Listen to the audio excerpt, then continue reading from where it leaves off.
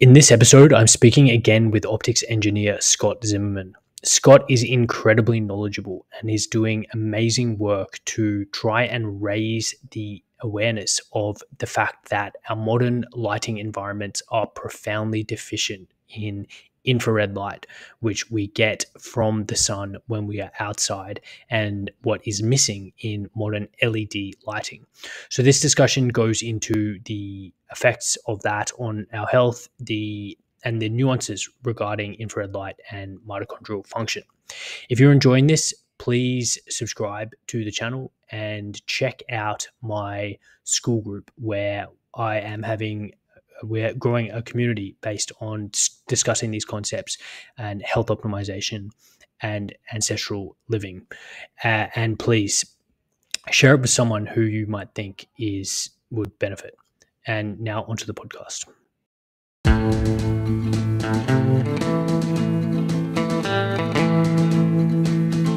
Scott, thank you for joining me. Yeah, good to be here. So I would encourage everyone to listen to our first podcast if they haven't already, but we'll kind of pick up where we left off. And the main theme that I think we laid out well in that podcast was this idea that modern lighting is incredibly deficient in a bunch of wavelengths, particularly in the infrared, that we need as humans to operate our biology optimally. So one thing that you said in that interview that I really like to maybe start this discussion with was when you noticed that the work of Thomas Hamblin and the photobiomodulation field, what they were doing with their infrared light use was what we used to have when the world was on incandescent lighting. So maybe talk a little bit about that, and if you've had any more thoughts since we last spoke about infrared particularly and indoor lighting.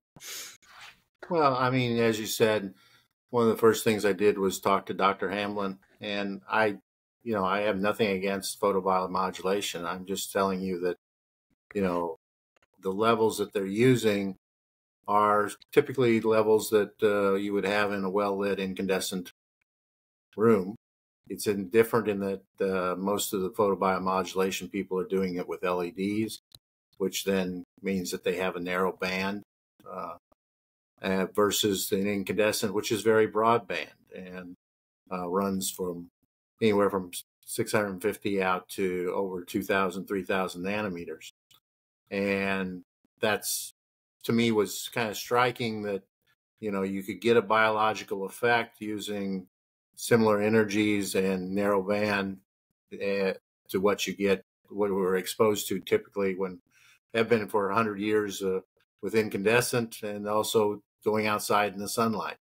So I would characterize most of what's going on with the photobiomodulation as to just basically trying to optimize and accelerate wound healing, things of that nature. We all know it does it, but so does sunlight. And I think that's one of the things and so does incandescent. So I think that's one of the things. But I'm also become more and more aware of the fact that how little we do understand about what wavelengths and how the body is absorbing light. And, optically, to me, it's absolutely fascinating, what how light is distributed and put into various parts of the body, and how much light influences all our basic processes. I did a graph not too long ago where I basically looked at some of the different ways that people are doing photobiomodulation, and you can get photobiomodulation effects at 650, 700, 800, 850, 900, 1200, 1064, and it's doing a number of different things. I think we've kind of underestimated how many different things are being done simultaneously by the body. And I guess that's what I would say that kind of differentiates what we're trying to do versus a photobiomodulation, in that, we're trying to do what the body excite all the different effects of sunlight, not just focus on one. because I think in some ways that's kind of what got us into the mess we're in now, in that we focused on just the visible, ignored the infrared, ignored the shortwave infrared and the UV, and created an artificial cave, modern cave, that is basically dark for 90% of the solar spectrum. So I guess, I don't, like I say, I think, red light therapy, if it works for you, great. But getting outside can also work for you pretty well. So. Yeah, the distinction that you made is an important one, because the photobiomodulation field is, I think, it's a therapeutic indication, and obviously Dr. Hamblin is the kind of pope of red light therapy in and photobiomodulation in therapeutic use. But what we are talking about, and I think what you're focusing on, Scott, is how do we bring that infrared back to our indoor environment, and it's not necessarily in a therapeutic setting.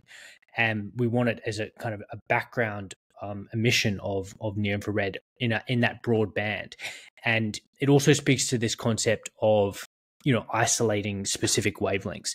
And we know that isolated blue light is a problem because it has such a narrow emission and there's narrow band of light emission.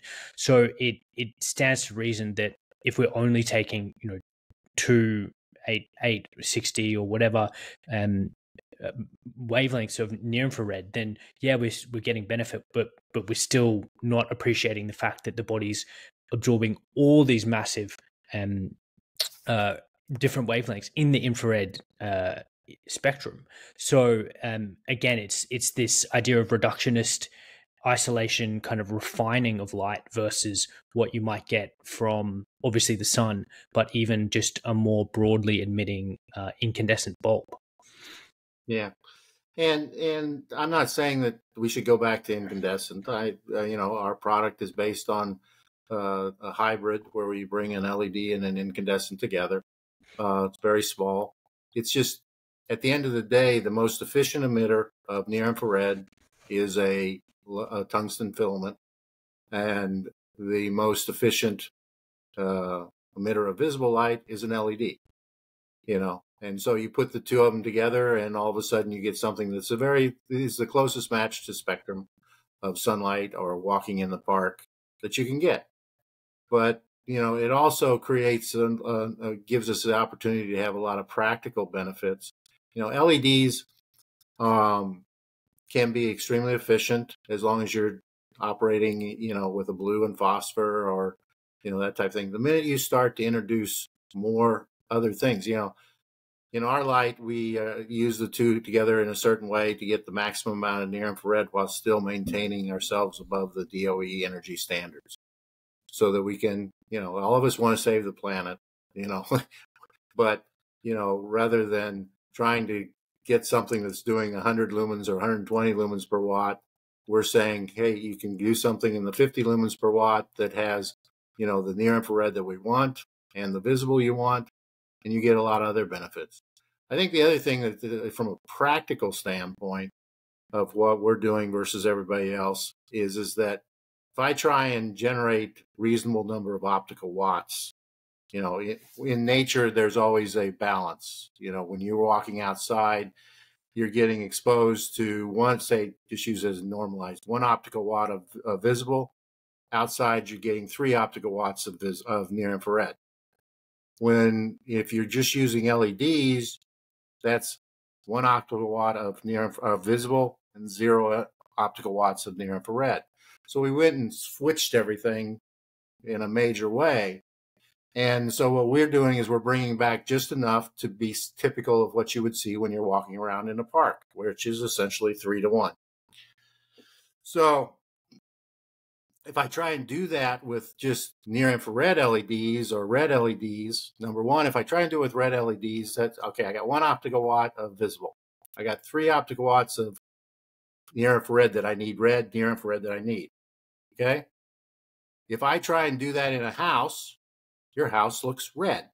It's just because looks like the seedy district at the late night part of town. Exactly.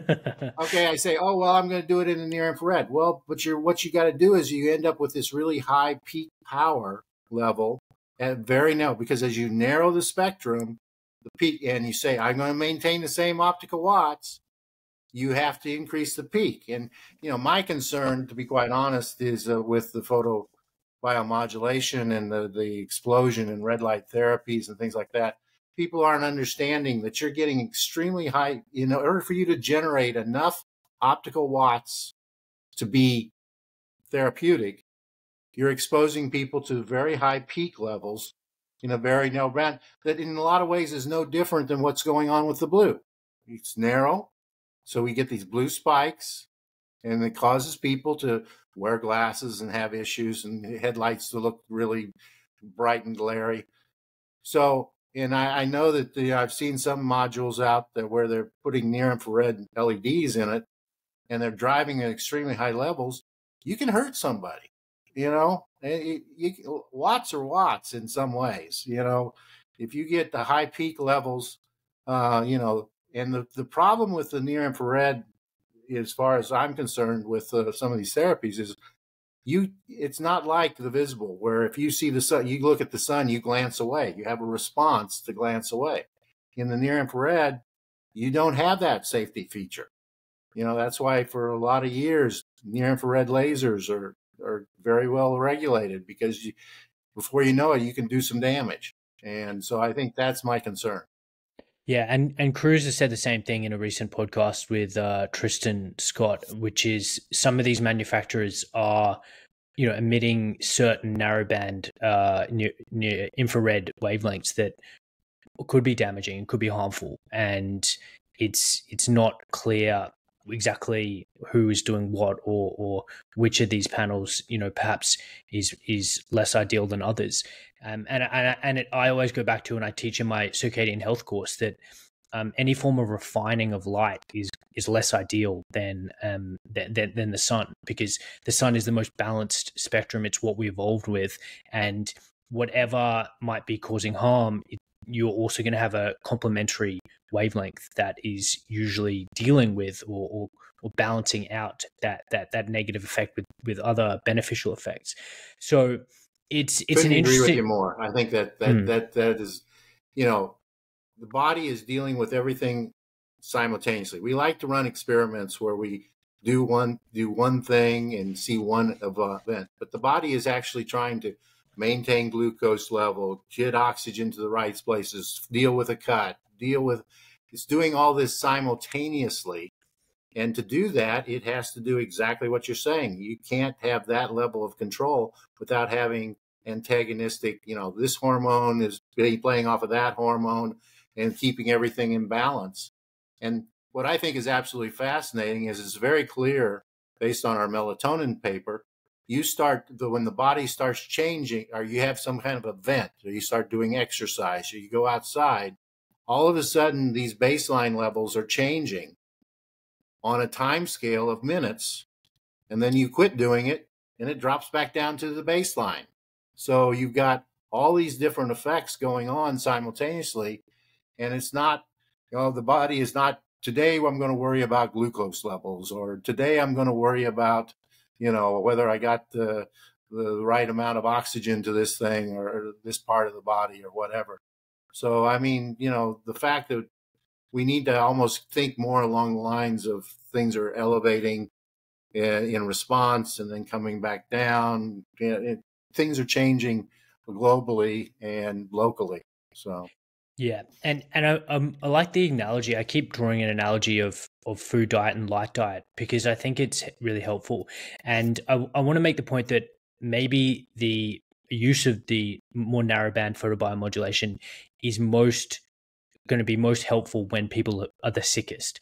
And what I mean by that is, if you are having a condition, so you're not just doing this for health optimization, but you've got a heart failure. And I talked to Stephen Hussey recently, and we discussed how infrared light potentiates the exclusion zone water in the body and assists in cardiovascular function and blood flow. And my thought is that when a patient is very, very sick, the kind of risk benefit ratio of intervention with things like medications and with potentially with things like a light are going to be different. And if someone's well, then you just put them out in the sun. But if they're sicker, then we can more justify using something like this high wattage isolated LED near infrared. Perhaps that's just me kind of having a thinking out loud. But the point is, nature's always going to do it best, and what we're doing now is still reductionist. And for those entering the field of photobiomodulation, making money putting LEDs in a panel from China, I think that's always going to be lucrative, but it's not necessarily the best thing to do for everyone all the time. Well, it's very hard. I mean, it's very hard to maintain a discipline of, okay, every day I'm going to do X, Y, Z as far as exposure to a red light panel, or, where I expose myself, whatever, all these things that are parameters that become very difficult to manage, especially in the public. And like I say, my biggest concern is that anytime you start to narrow the spectrum, you're going to have, and you have a requirement to generate X amount of energy, you're going to increase the peak levels. And there's a threshold with everything. I can kill somebody with air and I can kill somebody with water. Well, you can also do damage with some of these. And like I say, the biggest concern is especially in the near infrared, you can get exposed to something. It's like you're looking at an eclipse of the moon or the sun. You can stare at it and not know that you're doing harm because of you can't see what's going on. Now, that you do that. Companies like Seabro and others have put in various sensors so that they can know when you're getting too much, too long, all that kind of stuff. Our approach is that we know that we can put in X number of optical watts of incandescent and our thermal emission, and we have 150 years saying that that's okay. Yeah. Can we talk about fire and sauna, which are natural, I guess, sources of heat? We feel them as heat, and they're obviously emitting light wavelengths as well as obviously fire is. So talk about the spectrum that is being emitted from those sources and how that relates to what we've just talked about. Well, fire is interesting because it's basically pretty close to a broadband black body emitter at about 1400 to 1800 Kelvin. So it's it's very rich in the near infrared, running out into the far infrared. Very broad. There's a few absorption bands in various parts associated with the process of burning. But in general, it's just a broadband thermal emitter like what we're using. In fact, that's what we always say with our light is that when you dim it down, our spectrum shifts towards the lower color temperatures, black body. It's just a nice warm glow. It's kind of like a candle light type spectrum. What do you mean by black body? Sorry, can you clarify that? Sorry. Yeah, I mean, if you have in physics, the sun, things like that are thermal emitters, you can characterize them as a black body in that they emit and absorb at the same rate. And, you can calculate, there's a very clear equations on how you can calculate the spectral distribution associated with a black body as you get, like, the sunlight is somewhere around 6,000 Kelvin, okay, the temperature of the sun. That we are what we associate with it. Sorry about that. But as you get into candlelight and fire, the temperature drops and the black body emitter changes its spectrum and shifts further and further into the longer wavelengths. And then, as I said, temperature is kind of a broad assumption based on the idea that the body is going, or whatever temperature the emitter is, you get a certain distribution based on Planck's constant. Do you mean color temperature or heat temperature? Well, what people have to understand is that when they go to the store to buy any light bulb, they're going to say a correlated color temperature. because the only thing that you can actually claim to be a color temperature is a black body emitter, and which has a very broad spectrum. When we switched over to LEDs, we got rid of all this other stuff, and so they came up with the term correlated color temperature. That's 3,000, 4,000, 5,000. Well, what they're trying to do is essentially approximate, if you were to look at a black body emitter that was at 3,000, it has emission from in the UV all the way out to the far infrared. So what they did is that they shrunk it down, and they only look at this one little slice that we can see with our eye, which is somewhere between 400 and 700 nanometers. And they said, okay, in that region, this looks like a black body emitter. But in reality, you're only getting this little slice of it. It's very easy to trick the eye. It's what causes a lot of the problems, and what I believe causes a lot of the problems with circadian as well, is that the eye is easily confused. And, all I have to do is pick, a little bit more blue, a little bit more red, and you can still make the eye think it's looking at the same thing, but it's two entirely different spectrums and having entirely different biological effects.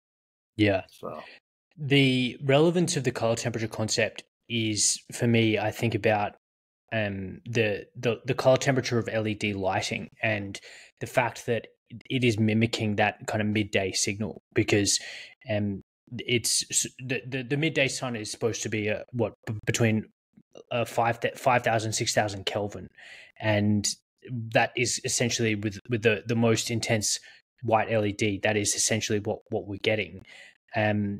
Do you, and I guess the other point is it's like a midsummer sun, because obviously the color temperature of the sun is going to be lower in higher latitude winter. So is that correct, that the Kelvin level emitted by the sun is going to be, it's just put it this way: when you talk about color temperature, there are an infinite number of distributions of light that make you think it's that color temperature. So that's the problem. I can take blue and a broadband yellow, and I can make it look like you are getting, sunlight in the afternoon, 3,000 Kelvin or whatever. I can just as easily take blue, green, red, make the same kind of thing, all narrowband to the point of lasers, and I can make it still look the same for all great sense. So it's unfortunate that there is so much emphasis on color temperature, because it's kind of a poor metric, to be honest. And the key point there is that what we perceive as the same color can be made up of different spectral peaks. Is that what you're implying? So why that's relevant is that if you've got melanopsin, which is your blue light detector, absorbing at 480 nanometers, and then you've got enkephalopsin is more of a I believe that's more it's still blue but a little bit different, and then you've got neuropsin, which is more violet. So you could potentially be hitting or activating those receptors with a light that looks the same compared to light that is completely different in perception. And on top of that, you have to take into account that melanopsin is not just 480 or 74 or 480 nanometers. It's actually fairly broadband in its absorption. And so what you have to actually take into account, that, as you're saying, if I have something that has a whole lot of green but has no 480, then if I've got enough green, I can get the same response from melanopsin by having just green if it's high enough output. So it's a combination of the spectrum where you're hitting on that melanopsin curve and what is the light distribution that you're hitting it with. There's the late Ian Ashdown had a kind of interesting paper where he actually showed that even though we very well know the distribution of melanopsin, but if I put that into a green dominant light source, or depending on the energy distribution of the light source, you can shift the peak response all the way over into the green.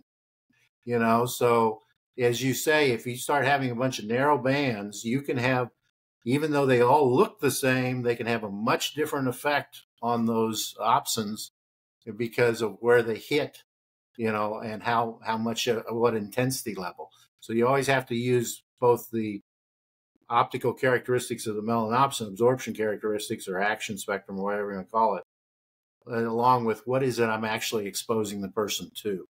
Yeah. I can go and take a green laser and I can miss the peak altogether, but I can still generate an awful lot of response from the melanopsin if I have enough power in that green laser.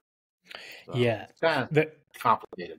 Very complicated. And it gets to, this idea that if we're exposed to artificial light at night, you can have a biological significant effect of red light just because you're not emitting anything in the blue wavelength to directly activate those melanopsin receptors. Your body is still having mechanisms to detect the intensity, and you're still going to potentially raise your cortisol level and interfere with sleep quality if you're getting light perhaps in the red after dark. So it's just another example or illustrative of the fact that anytime we start playing with what the body was supposed to have, there's unintended and undesirable consequences.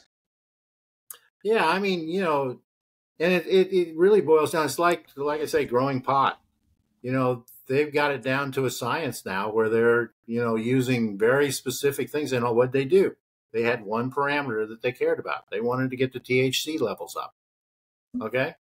And so they're playing all kinds of games to get the maximum of that one parameter. What effect does that have on other parameters?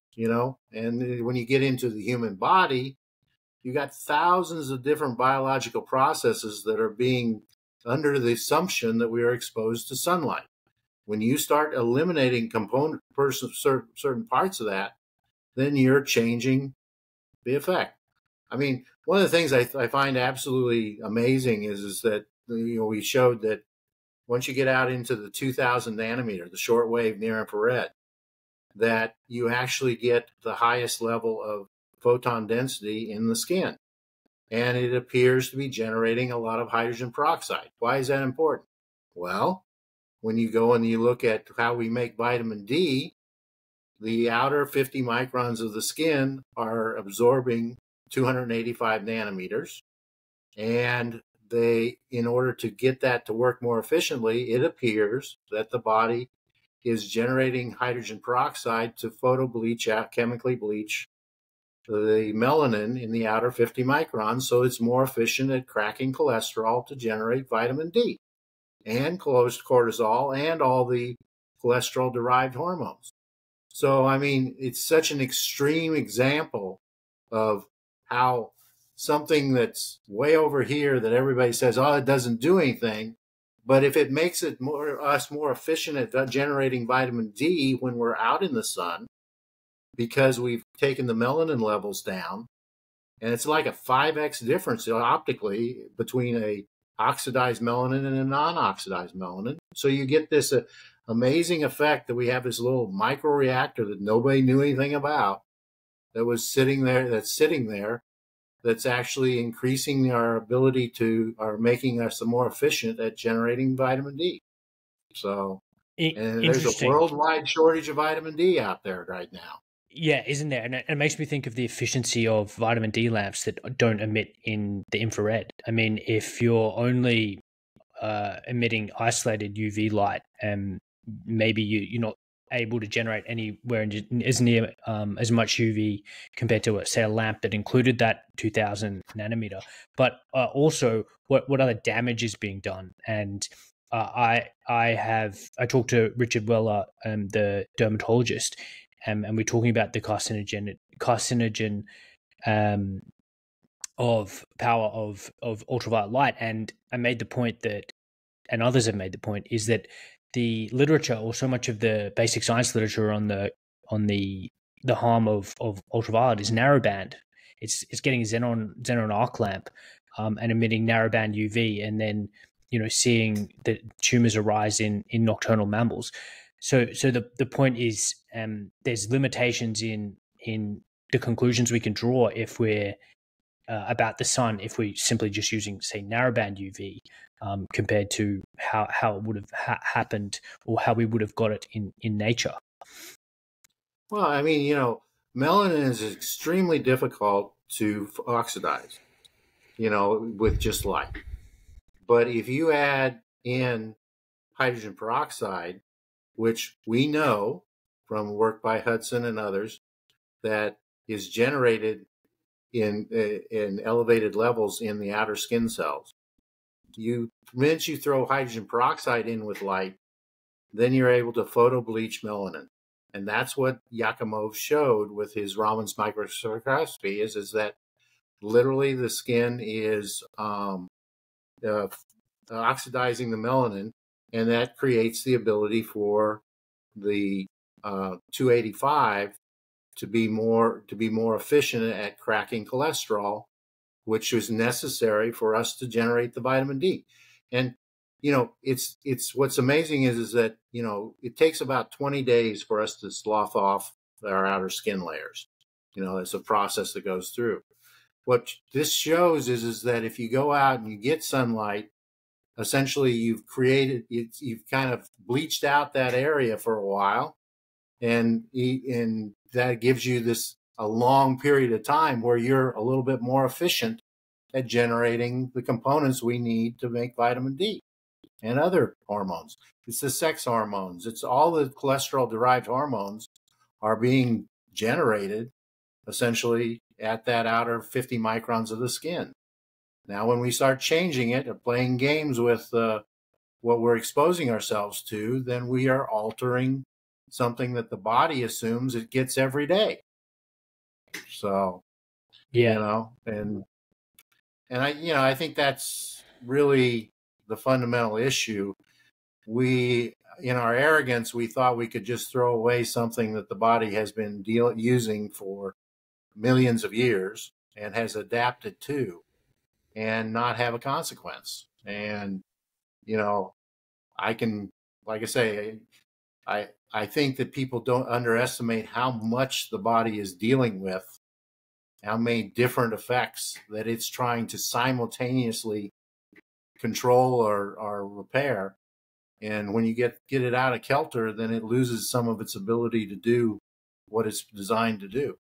Yes, and we mentioned melanopsin earlier. I think what bears clarification is that hormone production is just one of the functions that you've talked about, but circadian entrainment is also critical, and the fact that these opsins, the photosensitive proteins, are absorbing different light wavelengths and using that to help program our body's circadian rhythm through the skin, through the eyes, and there's that just goes to show that there's, as you said, there's so many different things going on at the same time, and it's all been perfectly orchestrated and evolved under the assumption that we're getting solar radiation.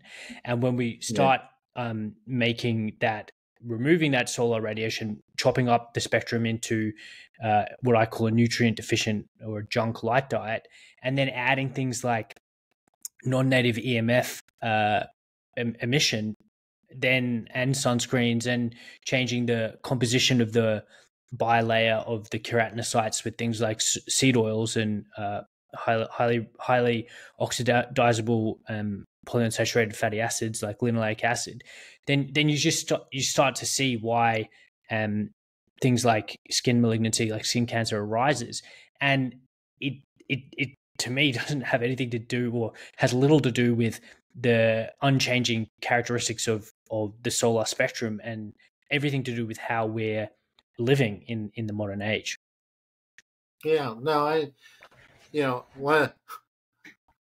we published a paper, got peer reviewed in biology and in melatonin research, and it basically, what we showed is that melatonin is generated primarily in the mitochondria, and when we do something, we can actually see it come out into this bloodstream and all that. At 9 a.m. in the morning, you can generate more melatonin than you do at the pineal gland does at night. Now, it only happens during when you are stressing the mitochondria, where you're doing exercise, you're out in sunlight, you're doing cold water immersion. All these things cause this change in melatonin. And I guess my point is that none of that is covered. You know, the circadian guys have to deal with the fact that there is a transient amount of melatonin. The majority of the melatonin generated in the body is not generated by the pineal gland. It's time to change the literature. You know, it's not that it doesn't do something. It's not that there isn't a circadian effect.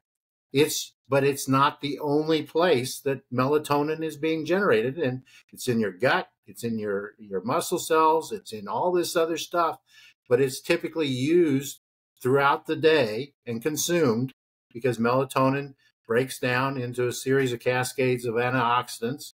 And eventually you get, it goes back to nothing.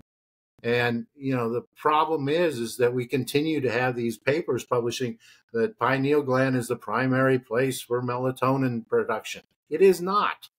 It is one of the places for melatonin production.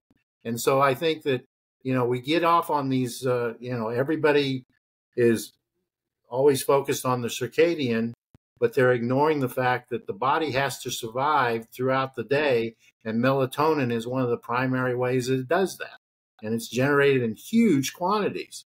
So I think it's time for us to accept that, as you say, it's not just one thing. There's multiple things going on, and they have to be taken into account, when you're talking about somebody's health. The implication of what you've said is key in helping raise awareness of the role of infrared light in health.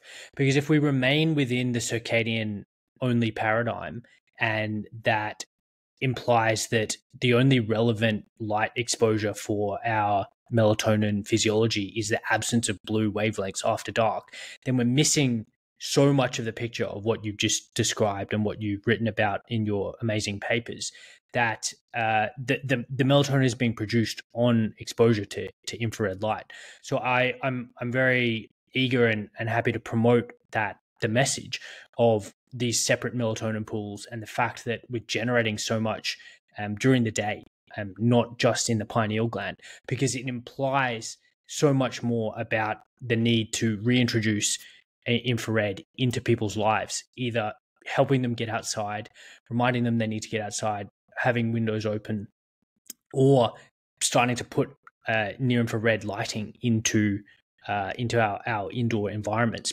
And so I agree with you. And in your paper, and I'll direct listeners to your papers, because in your paper, Melatonin, the Messenger of Darkness, or what's the title again? It's something more than the Messenger of Darkness. You've got a great graphic which shows there are 4 different pools of melatonin.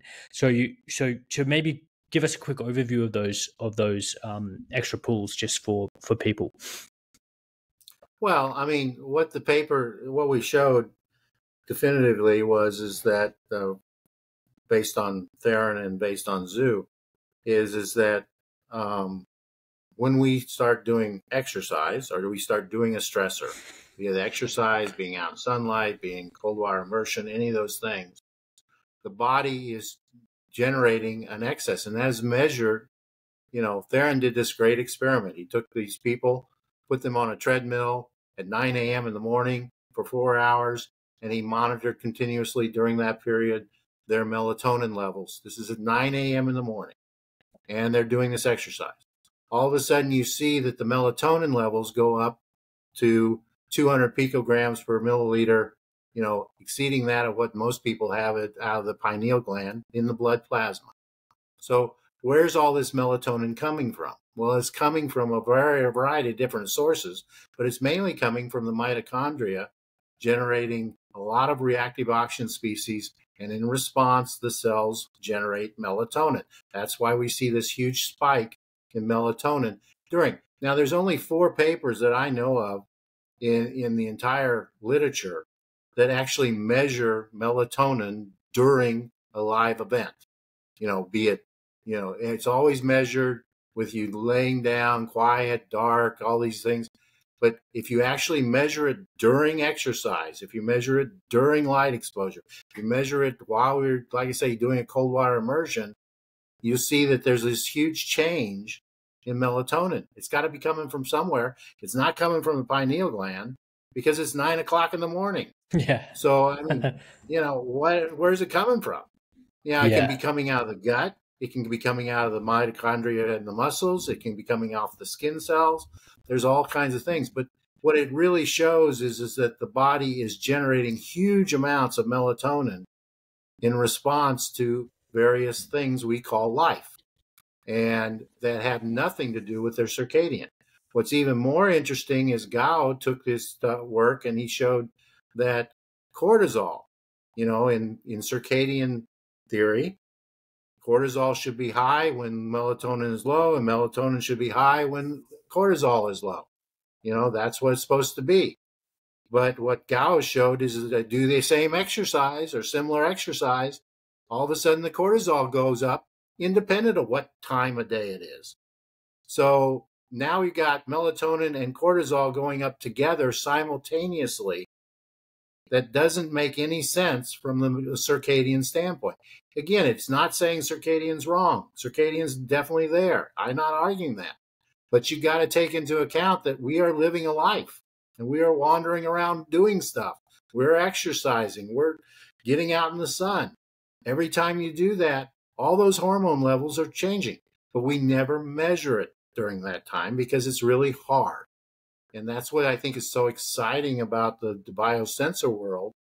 You know, we now can measure via sweat cortisol levels during exercise. You can see how it's changing. We can, you know, so eventually we'll be able to do the same with melatonin and other type of things. But in these few papers, they actually measured what was going on when we were doing something, you know, and that's what I think the circadian people have to take a step back and say, yes, there's this going on, but, you know, if you go out and you exercise, you're changing those whole dynamics around. And I think it comes down to almost like a common sense thing. People who spend the day out and putting up hay, I keep on saying from my youth, putting up hay outside all day, I slept pretty doggone well when I went in, you know, and, you know, it's a huge change in the hormone levels that changes the entire baselines. And most, if not all, the circadian research is doing it in essentially a bedridden state. You know, that's the only place it really is totally valid, because the minute, like I say, the minute you do something, even eating changes cortisol levels, you know. So, you know, and then that's what I think it comes back to your original thing about having some kind of balance. When cortisol, what we have right now for circadian, in my opinion, is everybody's trying to pump everybody up in the blue during the morning to get their cortisol levels up and running, which is good, not arguing with it. But then that cortisol, it takes about 2 hours for cortisol to actually start to drop off to about 50% of what it was when you excited it or pushed it. But there's no counter. We keep on getting blue light through headlights and street lights and to cell phones and TVs. We're constantly pushing the cortisol button, and cortisol is mainly driven by melanopsin. It's what everybody knows. But if you don't have the melatonin to counter it throughout the day, nothing to drive it down, everybody ends up with a lot of cortisol hanging around. And I would argue that in a lot of ways, some of the deficiencies that we're seeing in cortisol is because we've kind of, you know, drained the ability, body's ability, or harm the body's ability to generate the right hormone combinations together. And so you end up with adrenal fatigue and things of that nature. So, you know, it's just, as you say, it's just kind of like you need to get both, getting used to the idea that things are happening. There's pairs and triplets and things like that are working together to keep us in some kind of reasonable homeostasis. Yeah, the point is well taken about the circadian kind of framework which most people are looking at this through, and I think it's convenient and intellectually comfortable to just presume that melatonin secreted in the pineal gland, it is occurring in opposition with cortisol. They occur in kind of opposite synchronicities, and it's all very boxcar and convenient. But what you've described in terms of the real world dynamics when we measure in real time in response to various real life physiological stresses, I mean, it's just a new reality that I think researchers need to come to terms with. And it's an exciting reality too, because it implies so much more about what's going on, and therefore helping us and me as a clinician and you as an engineer to kind of design to do our jobs to kind of optimize our people and optimize our patients.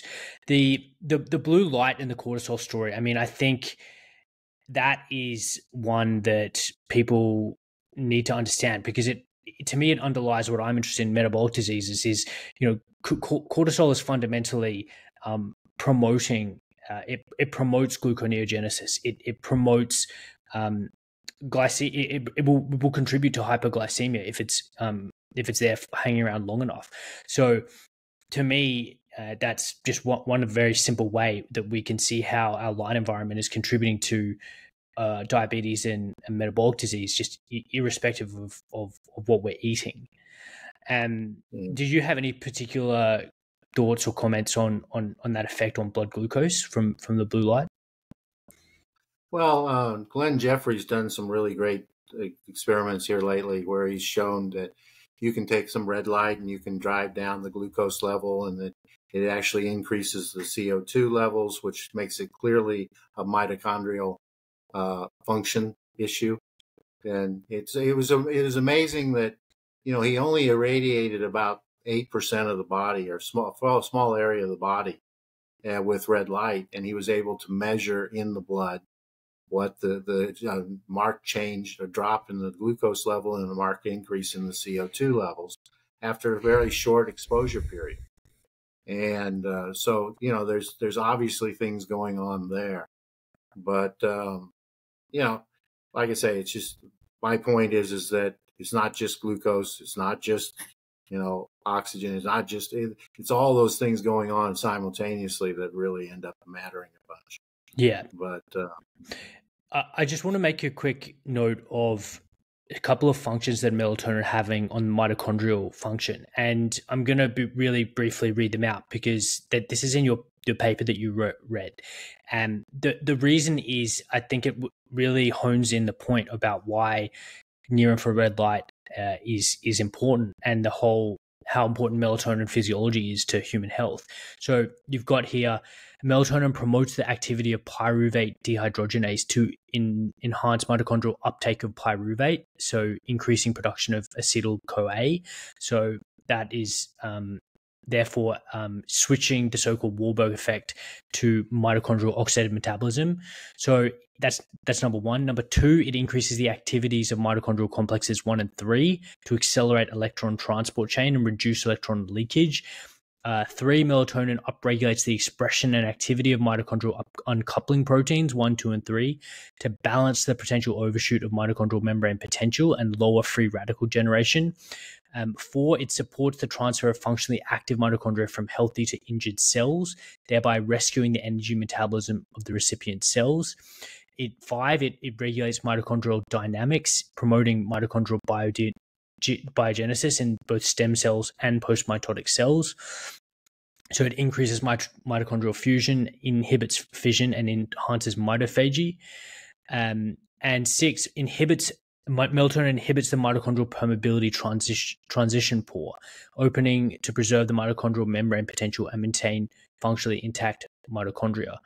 So that is just an overview of how critical melatonin is to mitochondrial physiology. And I've been saying recently that it's the protector of the mitochondrial DNA, and it's the guardian of the mitochondrial DNA, which is a framing that Jack Kruse has used. So when we understand the mitochondrial bioenergetic etiology of disease, again, which is Dr. Doug Wallace's work, and how in preventing mitochondrial heteroplasmy, or this accelerated mitochondrial aging from damage to mitochondria, is so important to health, then we're really fitting in how important near infrared light, sunlight, is to this whole health longevity story. And I think that I really want to emphasize it, and this is why I've got you on, Scott, because even within the lifestyle medicine or metabolic medicine, everyone's focusing on fasting and ketogenic diets, which is, I think, a key part of the puzzle. But without talking about light, I feel like, you're missing the elephant in the room. Yeah. Well, there's a really great video I put out. You may have seen it, where from NanoLive, where they're actually exposing living cells and watching them in time-lapse photography, for an hour or so. And they do it at different wavelengths. And I think that one of the most striking one was at 474, melanopsin type peak. They were able to show how the exposure over time caused the mitochondria to reduce its motion and eventually stop moving at all before the cell actually died. Wow. And then they did the same thing at 635 nanometers, and it for 10 times the amount of energy, and they had basically no negative effect that they could see. So, I mean, the idea that sunlight isn't involved in in basic cellular function, I think, is kind of like, it's affecting the mitochondria directly. And that's what I think is so important for people to realize is that the shorter wavelengths, the blues, the cyans, and all that, have much more of a negative effect than the reds and the near infrared. And the ability of that near infrared to enhance the efficiency of the mitochondria, I think, is one of the things that people need to really respect more, and understand that, we have to see blue, we have to see green. We need to be able to tell that snake is a good snake or a bad snake. It's from an evolutionary standpoint. So we needed the visible. It's the window that we get everything, get the information in. But it inherently has enough energy that it can break a molecular bond on a random basis. So therefore, it can create random ROS. So if you don't have the near infrared component, I believe that you're essentially putting the body at a higher stress level and more likely to cause damage on a cellular basis than if you don't, or if you do have it. So, that's kind of where it is. Yeah. And I think that people also need to, just to really recap a little bit on the circadian thing. What we're generating in most circadian systems now, the emphasis is on generating a lot of blue early on in the day. But we have so much blue light around with artificial light at night and all this other stuff that we never give the body the opportunity for that cortisol level. There was a really great paper by Mello where he took cocaine addicts and he had them take a hit of cocaine, and then he monitored in their blood the various different hormones, in particular cortisol. And while the euphoria died off in less than 30 minutes, it was over 5 hours before the cortisol levels dropped back down. So understanding the time response, and that, LRC, Figueroa or whatever, it showed that, exposing someone to 800 lux of blue caused the cortisol levels to increase by 37%, in the course of an hour. So, I think we need to not forget that there's a time constant in all this stuff. You do something, it takes hours for that to go away. And that's what I think was so fascinating of the work or what Theron's stuff showed is that cortisol, during exercise, cortisol and melatonin both go up together and they both come down. And in fact, cortisol actually appears to come down quicker than melatonin does when you're doing that exercise. So there's so many time constants that are going on. So you need to take that into account in what you're doing. And it's in the orders of 10 to 20 minutes. It's not hours in some cases. It's quick. Yeah. Maybe we could talk about this specific effect of blue light on mitochondria a bit more, because I know Robert Fosbury has also a co-author on several papers, and they looked at the absorption of mitochondria, of blue light by mitochondria. And I believe he, in one paper that he did, they were saying that it was absorbing maximally in around 420, which is in the blue wavelength, and it was being absorbed by porphyrin compounds, specifically in the mitochondria. And are you aware of exactly those findings? Yeah, I mean, Bob's done some amazing stuff as far as the absorption characteristics. Again, I would say that my point is that, anything you do with the shorter wavelengths can be much more much more damaging to the cell than the longer wavelengths are doing. And again, the experiments are always done we're going to irradiate something at a particular wavelength, not irradiate it in the context of being exposed to this broadband source. Full spectrum sunlight. All these things we do for experiments are not what we get when we're outside. There is no such thing as a narrowband emitter in nature. They may look blue, they may look red, they may look green, but they're not narrowband. They're broadband. If you look at the spectrum of the blue sky, it's one of the things that always gets me about, people talk about how bad blue is. Well, in the context of a narrowband emitter, I would agree with you. In the context of I walk outside and I look up at a beautiful blue sky, it looks great. Well, if you actually do the spectrum, you'll find that it's a broadband blue that has kind of like slowly goes down.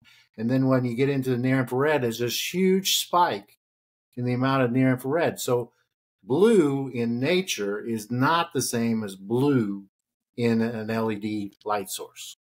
It just isn't. It's not the same. That's a very critical point. It's to conflate the two is really not seeing the critical aspect of everything we're talking about. I think when you describe the dynamics of existing in this blue enriched artificial indoor light environment, I can't help but think of everyone who's going into a gym and working out. Maybe they're wearing their muscle singlet, and so they've got all this skin exposed. They are under the squat rack doing all kinds of heavy squats. Maybe they're on the treadmill working out, and they're under compact fluorescent lamps or LEDs.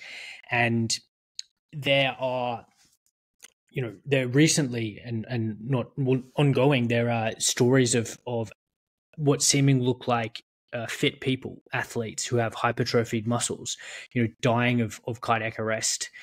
And obviously there's lots of factors at play here, but I can't help but think that after a decade of working out under artificial light with no infrared to make that melatonin for them as they are working out, exerting themselves to dampen down the oxidative stress in the mitochondria, that to me seems like a cumulative effect that is probably had a role in things like potentially in things like sudden cardiac death in those people. I don't know if you've ever thought about that, Scott, but it seems to fit with what you've talked about in terms of the demand production of melatonin. Well, I guess I don't like to go too extreme from the standpoint of the body is amazingly adaptable to a lot of different situations.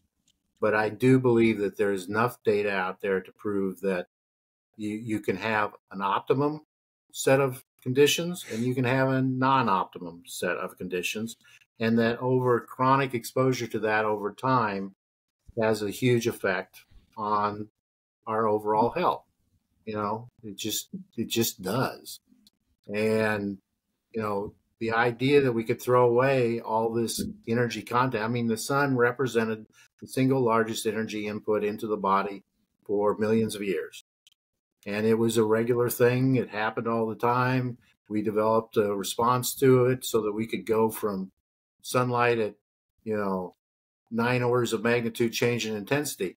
The one constant at all levels, whether you're talking about being in direct sunlight or being out in the park or even at nighttime or hanging around a fire, is that we are never exposed in nature to visible light only without an excessive amount of near infrared. Yeah. That is the baseline. And if you aren't running your experiments using that as the baseline, then you're created an artificial environment that, may do something, may not do something, but you're not doing what happens in nature. And I keep on saying, one of the things about that is so fascinating is that when you're walking upright through a forest, the majority of energy that your body is absorbing is not coming from the sun directly. It's coming from all the leaves, all the trees, all the stuff around, even the dirt has a higher reflectivity in the near infrared than it does in the visible.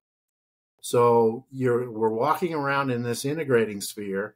And if you look at it optically, the way the body's set up in the near infrared, even through clothing, you're getting this absorption. And it's the body's, think about it from the standpoint of you have all these red light panels. They're exposing one surface to one surface. When we're outside, we are surrounded by an emitter, all the stuff reflecting off the light, off the trees and off the grass and all this other stuff. We're surrounded by that. All that light's coming into the body and being funneled or essentially distributed down into the body. So it's an extremely effective way to transfer energy into the body. I just think that we need to start thinking about in the near infrared as the body as a solar collector, a near infrared collector. Because what happens is that, we have this ability for the near infrared to penetrate deep in the body. And as Bob Fosbury still likes to call it, we have this translucent matrix with a bunch of weak absorbers. So literally the near infrared photons are bouncing around inside our body and until they find their way to the mitochondria or lipids. And that's why I love about the nano live videos is that people can start thinking about a cell. It's a lot of water with not much in it, and so it's pretty easy once you start looking at it from an optical standpoint. There's a lot of the light. If there's not much absorbers, then the light penetrates very deep in the body, and that's why Bob's got these great great pictures of his hand at 850 nanometers, where the whole hand lights up, and the vessels are sitting there on the surface that you can see are absorbing. So we've got this kind of like a collection method where we're really collecting the near infrared and distributing it deep into the body, so that all these little weak absorbers can get some energy out of the whole thing. And like I say, when you start looking at the NanoLive videos, you can start seeing how, there's where the light gets absorbed is very specific and very, amazing when you think about it. So, do you think the optics or the whole system changes if we had hair? I mean, is the fact that we are hairless as mammals, is that even more facilitating of near infrared harvesting than if we were our primate ancestors? Yeah, I mean, I think there's a benefit associated with it. Hair it acts like a filter in some ways, and reflects more off, absorbs some places, depending on what wavelength range you're at. I mean, when you get out into the longer wavelengths where it's all about water, and so we all have black skin and white hair, so people have to start thinking about how things change when you start moving beyond what we see with our eyes and start looking at what's going on in the, we kind of have this kind of like translucent look to us in the near infrared. You can kind of see a little bit deeper into the body. You can see some of the veins. In fact, some equipment manufacturers provide near infrared imaging of the hand so they can find veins to put needles in. So there's that going on as well. But like I say, I'm getting more and more fascinated with what's going on at the even longer wavelengths, because at the end of the day, it's the photon density distribution within the body that actually determines what happens. So many experiments, especially in the photobiomodulation, they talk about milliwatts per square centimeter. But that's not what's really going on. Light goes into the body. And so now what you're more interested in is what's the photon density and in the cells, throughout the cells in the body. And, then you're talking about a volume rather than an area. And I think that's what's been missed that's what I find exciting about the optics of the body is that, it is, in some wavelengths, it is very concentrated in a very narrow, thin layer at the skin, like in the 2000 nanometers, or at the UV. In other areas, it goes deep in the skin so that, we have trillions of mitochondria. At some wavelengths, you literally get most of the, especially in children, you get most of the mitochondria are seeing some level of radiation when we walk outside, good radiation, near infrared stuff. And as you move through the body, think about it this way, it's the spectrum is changing as you go deeper and deeper in the body, because what happens is the blue part is getting absorbed quickly. Okay. That narrows the spectrum down a little bit. Then you go a little deeper and some of the red starts to get taken out. And by the time you get down to some of the cells deeper in the body, all they see is near infrared, or at least they used to until we got rid of it all. And I just, for the life of me, cannot believe that the body wasn't smart enough to take advantage of that situation. Yeah, I think of the more I learn, and the more it makes sense that the evolution of upright stance and hairlessness is all kind of nature's way of allowing us to harvest as much light energy as possible to power our brain, to power the things that made us a human. And when you incorporate the work of Professor Michael Crawford and his research on DHA and the properties of DHA, which allows it to help us harvest photons to use in as essentially power a DC electric current in our body, and the fact that eating shellfish, particularly during gestation, was probably what made another contributor nutritionally to growing this massive brain. You really cannot start understanding how evolution has given us a body that is about light and harvesting light, using light, and optimizing every function to make the most of the amazing amount of energy that's being emitted and received in the form of light. I'm also reminded of a video.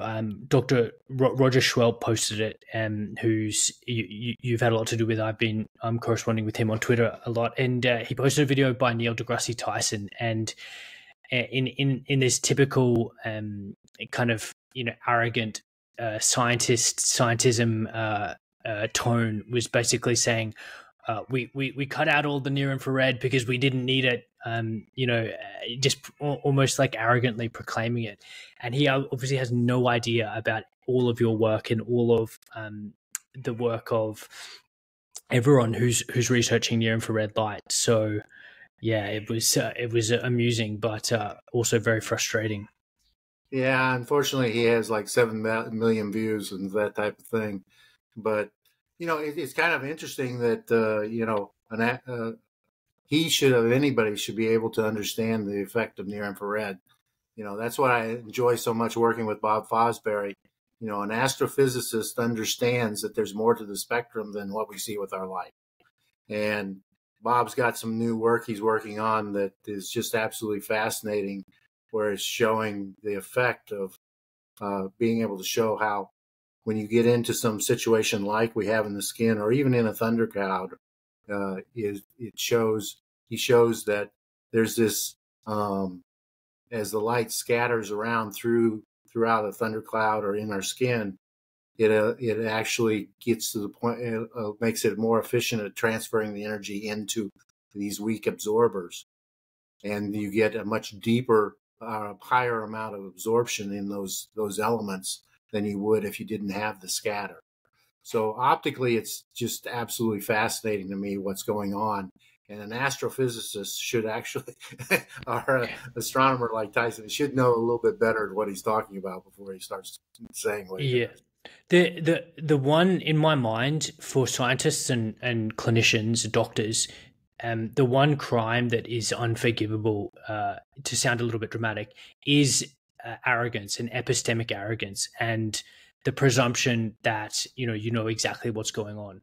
I think as long as whatever angle we're taking in science and knowledge and medicine, if we assume that we're only knowing an absolute fraction of what there is to know, then we're not going to make arrogant and stupid, eventually, what's quite obviously stupid claims like near infrared doesn't have any biological effect. So, Nassim Yeah, well, I Taleb. mean, one of the things that I think is an excellent example, and one of my concerns is that we're, especially with circadian, is that one of the side effects of high levels of cortisol is the suppression of the immune system. And, while I understand everybody wants to get a good night's sleep and they're trying to do all that kind of stuff, by pumping everybody up with a bunch of cortisol early in the morning, you are suppressing the immune response.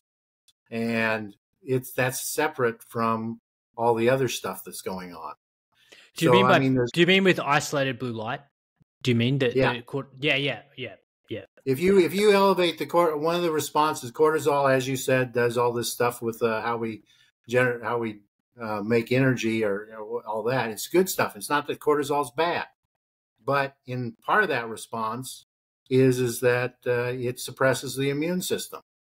That's why when you get around to, you catch a fever or you catch a cold or whatever, in the afternoon when cortisol levels are dropping, you start to get a fever because the body's innate response is going up, and therefore you start feeling the effect.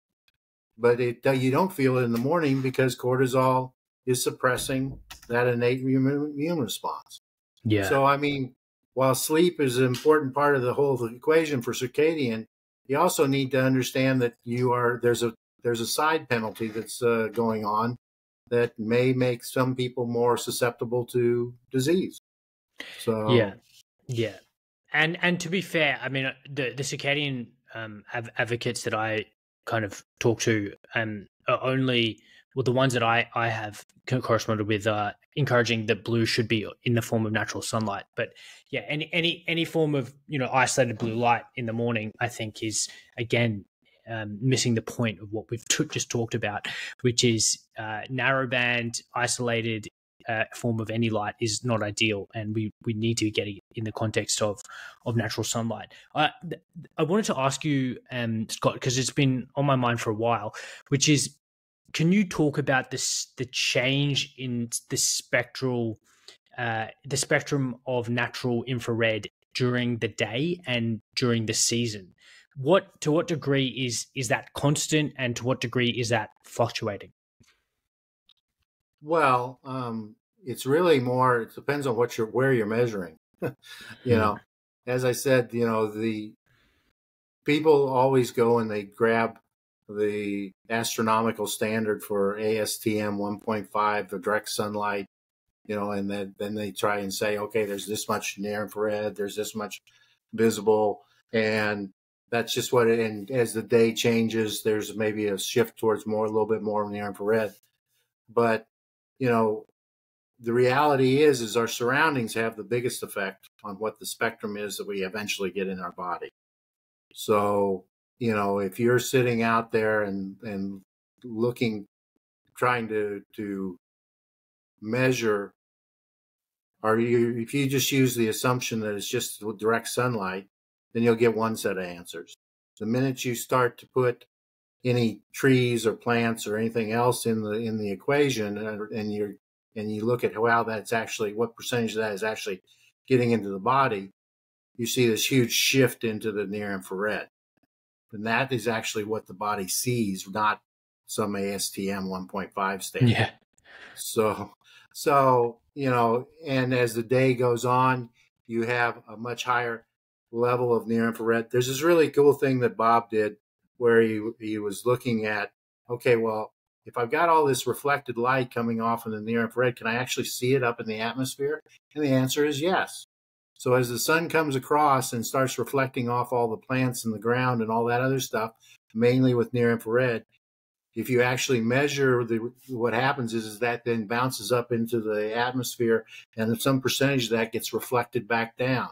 So as the sun's moving across, it's essentially throwing some near infrared up and getting back scattered to us, and you literally can see the change in spectrum is what Bob's shown, and it's really quite, from an optic standpoint, it's kind of fun that we're actually kind of getting a little bit more near infrared in the morning, and then and getting a little bit more, higher percentage of it in the evening as the sun is moving across. So, but a lot of that is being associated with the reflectance characteristics of our surroundings. And it's not just plants, it's dirt. But there is this, and Bob brought this up way back when, there's this synergistic or symbiotic relationship. It's like the plant said, okay, we're going to take everything from this amount of the spectrum, and you guys can have the rest, and we're going to reflect it, And unfortunately, that's, the part we got rid of. But it is amazing how the plants use this part for photosynthesis. We now seem to be using the part it's rejecting, and using it for health and that type of thing. Yeah, very, very interesting because, when I communicate the benefits of early morning and late evening sun, it's proportionally the amount of infrared and red is enriched compared to blue and compared to the middle of the day. So that's interesting. But what you also said is that it also matters what our environment is, and I can imagine that if you sitting in a garden, a garden is essentially a bowl of almost like was it the Truman Show when the guy lived in the big indoor thing, enclosed area? Yeah. Well, you're like your garden. If you're sitting in your garden with all those plants and trees, you're like getting a massive reflection of all near infrared photons, which can imagine is incredibly healthy. So. Well, I keep on saying, we have these blue zones where people live to be older than other places. And if you look at it, they actually, it's from 10 degrees north latitude to 37 degrees north latitude is where they land. But one of the things that's most interesting to me is that they're in a temperate climate with a lot of vegetation. They spend an inordinate amount of time outdoors. They tend to eat. They always have all these different reasons why people are living to be longer in those areas, but they never include sunlight in that conversation. And, it's kind of like these people that do these biophilic walls inside buildings where they have all the plants sitting up there and, oh, isn't that great? I'm getting all that effect. You're getting a benefit. I'm not arguing that. But the fact that next to it is a glass that is blocking all the near infrared from coming in to reflecting off of those plants is essentially you threw away half the benefit of having the plants in the room in the first place. Yeah. Because in nature, when you're outside, 90% of the reflectance of some plant leaves and plants is up in 80 to 90%. In fact, it's really optically, it's pretty amazing that a thin leaf can reflect as high as it does in the near infrared. It actually is kind of hard to do. Well, we couldn't do it that well. Yeah. So, it's just, and the fact that there is such a sharp red edge associated with the optical properties of plants versus animals is something I think people need to take into account and think Interesting. The perception of midday sun and the heat that we get from the midday sun compared to the morning and the evening, is that a function of far infrared, a lot of far infrared, or is that just simply the magnitude? Like, what is responsible for that intensity of heat sensation? Well, if you look at just from a watt standpoint per area, if you're just laying out on the beach in direct sunlight and you're just measuring what's coming from the sun or onto your skin, there are equal amounts of near infrared and equal amounts of visible. And so the watts are heat. Watts and heat, it gets really frustrating because it's everybody associates infrared with heat. Well, I can just heat up something just as well with visible as I can with the near infrared. It's just that, that's what people can feel the effect. But if you have an equal amount of watts of visible and equal amount of watts of near infrared, other than the small change in reflectance characteristics, you're basically going to have the same amount of energy dumped into the body. Yeah, so that makes sense. And that was something the big difference is that in the visible, it's all localized in the outer skin. And whereas in the near infrared, it can penetrate much deeper. And so it's kind of like surface area versus volume effect.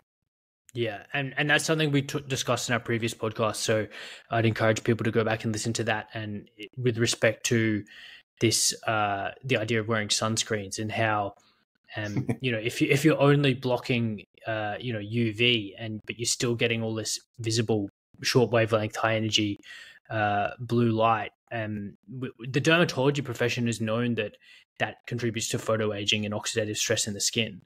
So, to butcher and filter the natural light spectrum that your body's receiving through sunscreens, I mean, it's another recipe of how we're kind of messing up the whole light story in our body. Well, and it is amazing how the minute you start playing games with what the spectrum is, and the ratios, that's what I keep on coming back to. We go through 9 orders of magnitude change in intensity going from direct sunlight down to moonlight. And that's a huge range of intensity. But throughout throughout that entire area, the ratio is always the same, in nature. Now we came in and we said, okay, we don't need this. It's not important. Let's get rid of it. And I believe that you can say that there's a consequence associated with that. And unnecessary. I mean, from a practical standpoint, us reintroducing near infrared back into lighting is actually a benefit, not a negative. Yes, do you give up a little bit in lumens per watt? You do. But right now, that's not our problem. Our problem is that LEDs are really hard to dim. So most people have the things running full bright. I got a neighbor down the way that, she has a blue-white light on all night. We're not causing problems because of the lumens per watt of the bulbs. We're causing problems because we can't turn a stupid light off. Yeah.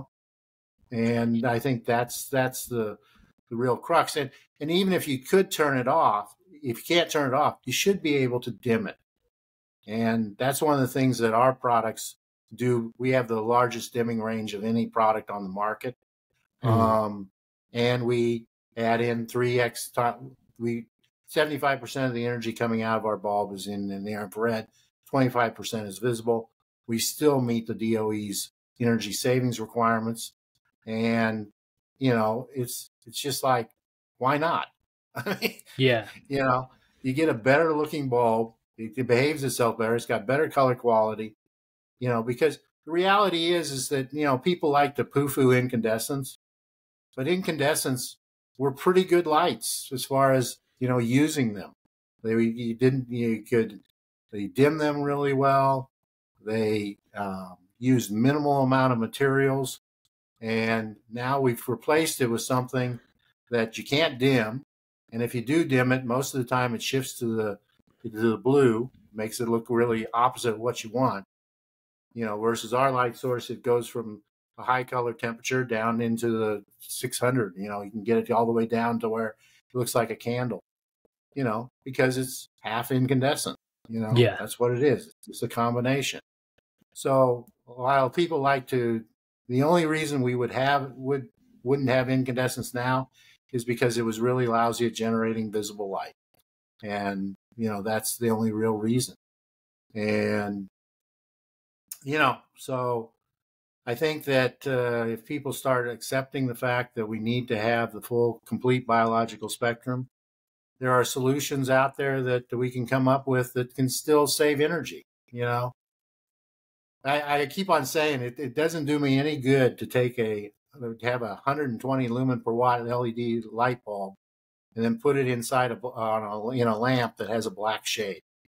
There's so many other ways that we can save energy by showing people how to use light effectively, putting it where you want it, having windows and having a house that lets in a certain amount of light. There's so many ways that we can be more efficient at how we use light than there are of, it was very naive to think that we could just make a higher efficiency bulb and that would end up, because reality is all you have to do is look at the pictures from the space station. We're increasing light every day, every year, 10%. Yeah. Outside, inside, that's because we can see it. But yet, if you didn't have the blocking sun, if you look during the day, you'd see that there's just as much light or more. And most of it, 99% of it is wasted on something that there's nobody there. Yeah. Yeah. So we light a whole building. And the imposition of energy saving regulation to basically mandate the use of LEDs and phase out halogen and incandescent, to me, probably is going to go down in history as one of the most harmful policies of government, with these unintended side effects, for the fact that we have lost all this infrared. And the policymakers, they don't understand any of this, and they're simply just optimizing for reduced energy consumption.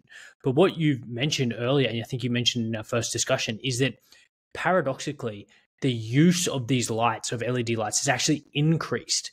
And I think it's an excellent example of what's known as the Jevons paradox, which essentially, when there's a technological or government policy that imposes, say something like a LED lights, the effect isn't that everyone stops using energy. They essentially, because the efficiency is improved, they actually put more, because the cost of running each one has gone down. So they, as you talked about, they just load their house and car with more LED light panels. So it also goes from a marketing standpoint. If you're going to charge more for an LED lamp, then they're trying to give them more. So they give them more brightness. They give them more output. And so you could have got by with a whole lot less, but because the marketing guy's sitting there saying, well, we got to give them something, we're charging them twice as much, So this thing is not only energy efficient, but it puts out more light, and it puts out more blue light in particular. Yeah. And that's where I think the real crux of the problem, one of the things that always happens when you scale up is that, when you do things on a small level, then it's a small population. It doesn't have much effect. You start doing things on a global level, then you start to see the negative consequences come out. And, I sat at the DOE on a panel at the DOE, and I kept on trying to tell them that these were not the same photobiologically. And, they didn't know. There's some guy coming in and talking. Now we're starting to see the consequences of that because we've scaled it to a point, and they're mandating it on a widespread basis, And then it also assumes that we're all the same. There are some people that light sensitivity is a real problem in their life, And now we've got the headlights issues with older people. I know them. I can't stand the existing LED headlights because they, for an older person, it's kind of like the glare is dangerous. Yeah. And yet, they're forcing it in. And I think that they'd be much better off letting the market and people decide, what's important to them and not. Put a penalty on energy. I don't care. I mean, there's other ways to skin this beast than to just light everything up as bright as we can get it. Yeah.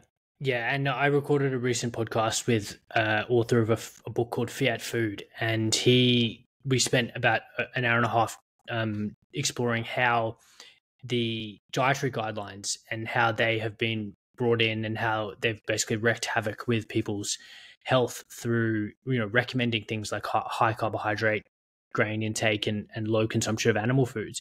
And to me, this is just another version of government policy having initially perhaps wanting to have some kind of beneficial effect, but simply messing with a system, a highly complex system, highly complex biological system with untold, second, third, fourth order effects, all these unintended consequences as a result of interventionism by, people and bureaucrats that just simply don't understand what they're messing with.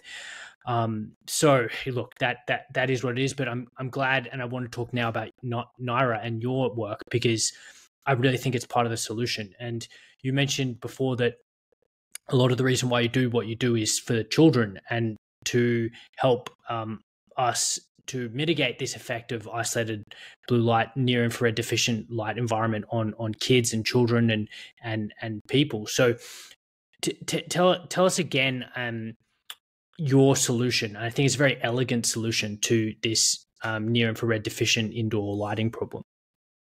Well, at simplest core, LEDs are really great at generating visible light, and you can get to the point that you can make a very beautiful visible portion of using LEDs. They're not that great at generating near infrared, and they're not good at generating, especially a broadband near infrared. Incandescent, the little filament bulbs that we used to have in our flashlights way back when, or they're called short filaments, are, if they're run at a low enough voltage, they are extremely efficient at generating near infrared, and they actually have a longer lifetime than LEDs do if you're generating, as you can see with the Centennial bulb, where it's been running for 130 years. What the problem is that incandescents are not great at generating visible light because you have to run the filament temperature up so high that it has a low lifetime. If you reduce the voltage and drive it to lower filament temperature, then it can last a long time. Putting the two of them together is what we do. We generate a hybrid. So we let the LEDs do what they do well, and we let the incandescent do what it does well. That provides you with a lot of then that ends up getting you a spectrum that runs from about 400 out to 3,000 nanometers. It's broadband. It's like I say, the closest match that you can get to what's going on in sunlight. As LEDs get better, we get better. As incandescents get better, some of there's things we can do on the incandescent side to make them even better. But, at the end of the day, you put the two of them together, because you have 100% efficiency of generating what we want, the near infrared. You do the math and you find out that, hey, I can still pump in an awful lot of near infrared and still meet the DOE energy requirements because they've made LEDs so efficient. They're really good at generating visible light. And I believe fundamentally that you need the combination of the two, one to counter the other. And in particular, the near infrared is necessary to counter the detrimental effects of the blue and the violets and things of that nature. So we put them together. Electrically, there's a lot of practical benefits to that. One of the problems with LEDs is that they're really terrible at dimming. If you look at most LEDs, either they don't dim, or when you dim them, they maybe dim by 10%, or maybe even 1% they'll go down to some of the things. Bear in mind, there's 9 orders of magnitude difference between direct sunlight and moonlight. In the old days with incandescents, then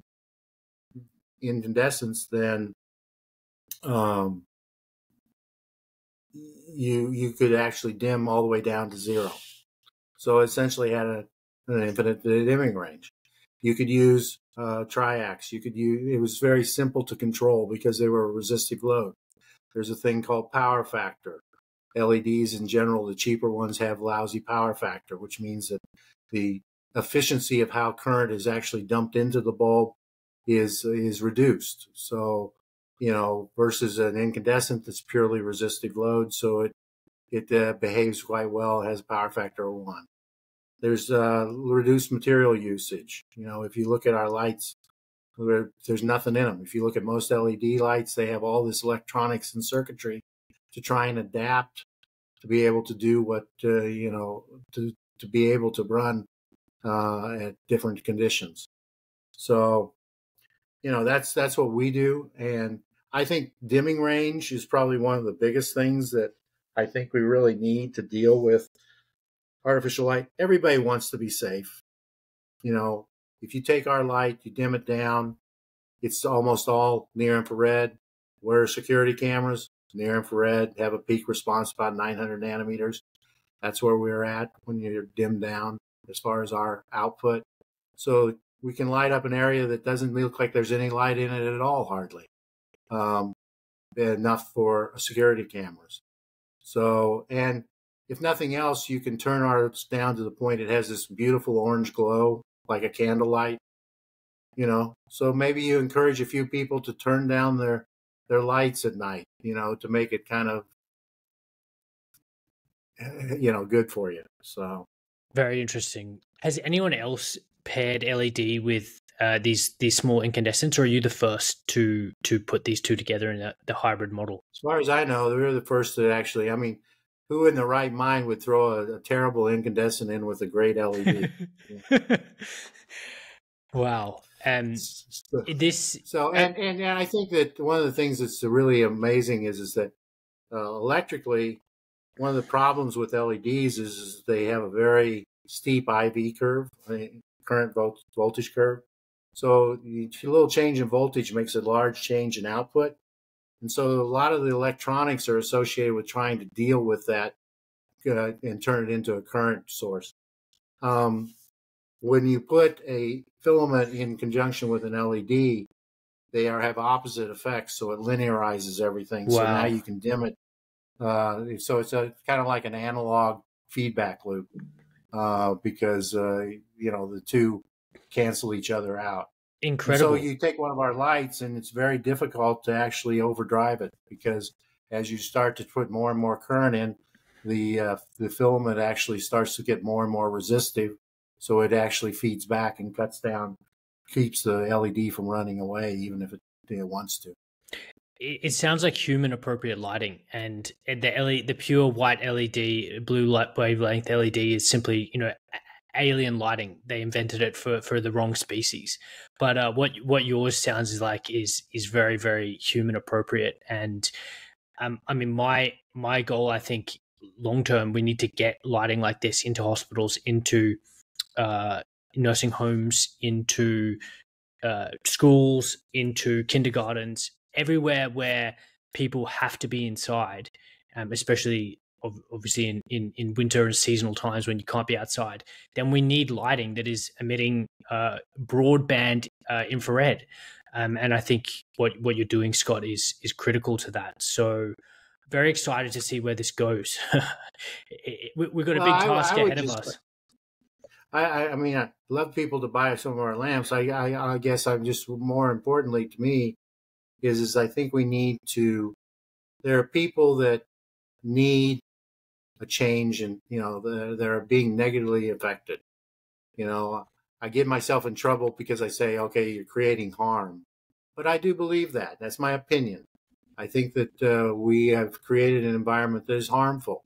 So if that's the case, we need to do something about it. And there's lots of ways you can add you can go outside. That's a good way to start. Wear a hat, go outside, a little bit each day. But for those that can't, I think we need to do something about the windows in hospitals, do something about all this stuff, all the different ways that we can improve.